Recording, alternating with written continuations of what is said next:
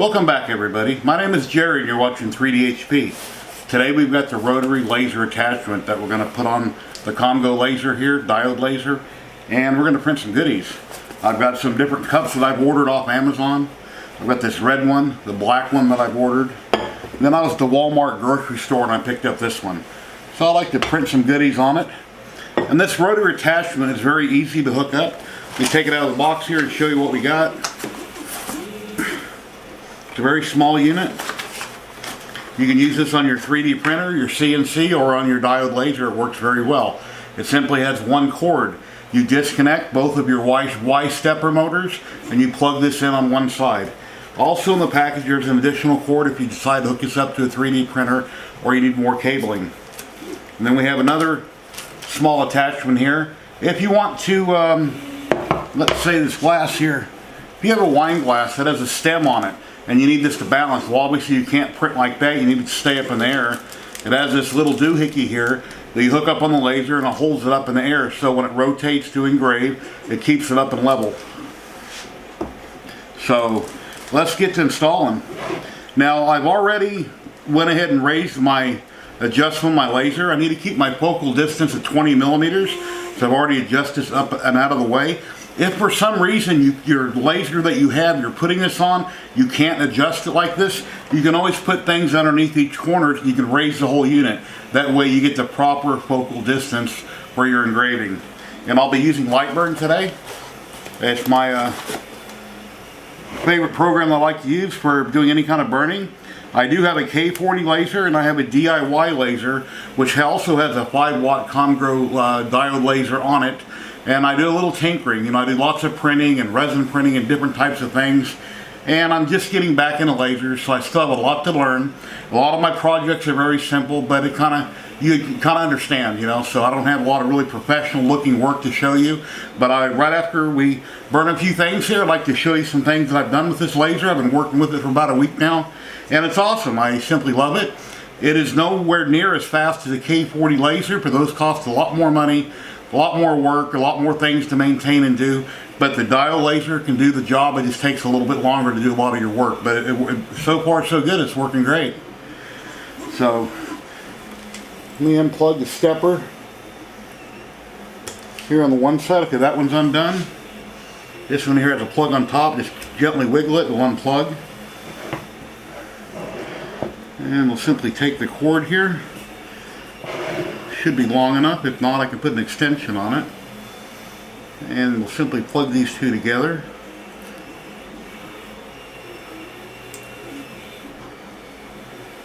Just like that. And that's ready to go. And then over on LightBurn, I will go in and into my settings and I'll activate the rotary attachment. That way I can activate the rotary. And then also I'll take a caliper or a measuring tape, whichever you have, and measure your distance on your circumference. You'll have to enter that into LightBurn also. You'll know your circumference. There are a few other settings. I'm not going to go into great detail, but I have a friend of mine that I just discovered about a week ago over on YouTube. His name is Rich, and he's a Louisiana hobby guy, and he has a ton of great videos out there for LightBurn. He's releasing a lot more. He has a lot of free files and templates he can give away. Now his videos aren't specifically based for a 5-watt diode laser, but the concept is the same. You just have to adjust your settings and your speeds a little bit. But I'll show you a link to his channel here in just a minute. But yeah, I told him I'd plug him when I done this video. He's got some great videos. I had him on a live stream here over the weekend, and he's a really great guy down in Louisiana. So I thought I'd share the love and, you know, let you guys know about him. But he has a wonderful channel. Hello guys, here we are in LightBurn, and here's where we go to set up the rotary if we're using LightBurn. You go to Tools, come down here to Rotary Setup, pick Roller for your type, click Enable Rotary right here, and then you have to pick the rotation of the roller. I went ahead and measured a roller and I entered that here, the roller diameter, and then your object diameter. Take a caliper, measure the thickest part where you're going to be engraving, and if it's all one side all the way down, you would enter that right here. You're on your y-axis. You can hit test, it'll rotate, or just hit OK, and this should get you up and running. There are other videos out there that go into much more detail, but that should get you up and running just fine with this. And here, as you can see, I have lots and lots of artwork here. I got this from Rich, the Louisiana hobby guy, over on his website. He has a great YouTube channel. I'll show you here in just a minute. But yeah, he has tons of artwork. Some you can buy, a lot of it's free. And he has a lot of really great content. So, and I just got a ton of stuff here. And then I went on his Patreon, and I'm going to be joining that. And I bought some stuff from him. But everything you see here was all free of charge that he gives people, and you watch his different videos. So there's just tons and tons of stuff. He's just really full of tons of information. And we go ahead and close here. And let's go over to Comgrow. And here's Comgrow's website. We go back up here to the top under laser engraving. Here is a roller right here. Looks like it's currently $99. And it's very small and dainty. It serves its purpose. It works great for small things. And I'll show you all my work, what I've done here on it. But it's got all the specifications. I got a quick little video here.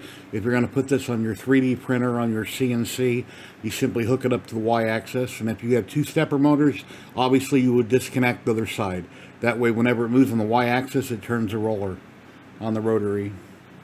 And they go down in here and got a little more information about it.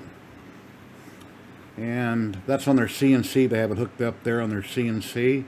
And going to laser engravers or Z1 cutting engraver, the Comgo, which is Comgrow is a company name. This is called a Comgo. A few people thought in my first video I had misspelled it, but no, it's called a Comgo Z1 desktop laser cutter. It's a 5-watt laser. It's been doing a great little job on it. And here's one of my videos that they had posted here. And all my recommendations I've been currently doing on my cut settings. I went to their website here, and I've been getting all my information off their website, most of it, as far as for burn speeds. It tells all about everything here in the laser. And right here, materials, let's see. And for engraving, for cutting different things, for engraving wood, okay? Right here, I'll show you something I engraved, and I went ahead and used their setting.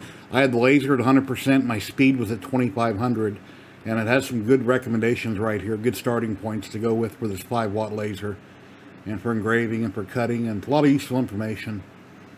And I haven't tried leather yet. There's a lot of things I need to try that I haven't done yet. And then moving on. Okay, and here's Rich right here, the Louisiana hobby guy. I'll put a link below in the description where you can find him at. He has LightBurn tutorials. They're not specifically for this 5-watt diode laser. The lasers he's using, the diode lasers, have a little more power, but it's still, with LightBurn, you can learn a ton of information, and you'll just have to tweak your settings a little bit based on the 5-watt diode laser, or whichever diode laser you have. He works with certain powers on his lasers, but he's got a great site here. And, you know, he hasn't been around that long on this channel, but he's got a ton of content to put out. And I found him about a week or so ago, and I love this channel. I love his content. And, you know, anyway, you really ought to go check him out. So I highly recommend him. And I done a live stream this last Saturday, and he had popped in for a little bit and said hi to everybody. So that was kind of very nice. Anyway, let's move on. I'll show you what all I've got done.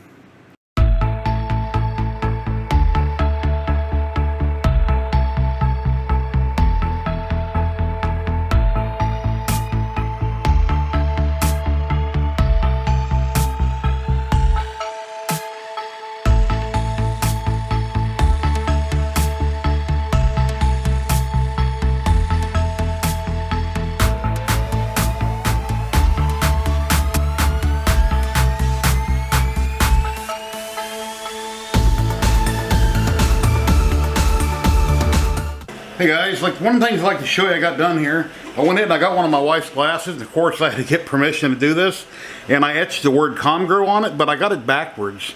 And then but if you look on the inside there, you can see it says perfectly fine, it says Comgrow, but here on the outside I've got it backwards, and I did etch it, it burned it real nice. And this side I got it reversed, so I got in a hurry and I got it wrong. This one is upside down. There we go, it says Comgrow right there. And this one is inside out, but it did work real well. Now what I did, I taped this off with blue tape. I got black spray paint and I painted it. But you can't etch anything clear, the laser will go right through it. So you have to paint it black and it will burn through it and etch what's underneath it. And then I took steel wool in the sink and I scrubbed off all the black paint afterwards. But yeah, it did do its job. It etched real good. It's just I got the wording wrong on it. And I don't have any more glasses like this that I can use. I'm going to have to buy some from the dollar store. My wife's like, nope, that's the only one you get. So, but yeah, it did do a good job on it. It's got an etch on it, and I can feel it. Like I said, I went over it with steel wool, and I scrubbed off all the paint, and I'll just have to wash it up, and that'll be good to go. It's just reversed. So while you're drinking out of it, you can see it says Comgrow on it. So that's kind of nice. And what else do we have here? And the tumblers.